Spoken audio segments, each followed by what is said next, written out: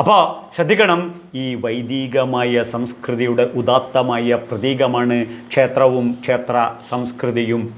ഇവിടെ നമ്മൾ വെറുതെ തൊഴുത് പോകുന്ന ഒരു സംസ്കാരത്തിലോട്ട് ക്ഷേത്രത്തിനെ തകർക്കരുത്. ക്ഷേത്രത്തിൽ പോയി പ്രാർത്ഥിക്കരുത്.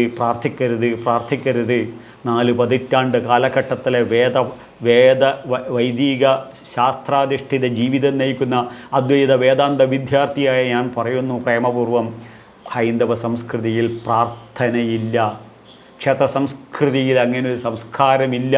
മറിച്ച് പ്രയത്നവും പരിശീലനവും പ്രവൃത്തിയുമാണ്. പ്രയത്നവും പരിശീലനവും പ്രവൃത്തിയും. ഇതിന് മനസ്സിനെ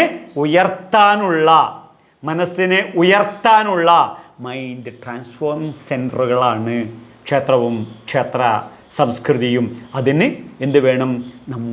നമ്മുടെ ജീവിതത്തിൽ വ്യക്തമായ ചില കൃത്യനിഷ്ഠതയും, ശ്രദ്ധിക്കണം, ആചാര അനുഷ്ഠാനങ്ങളും കൊണ്ട് നടക്കണം.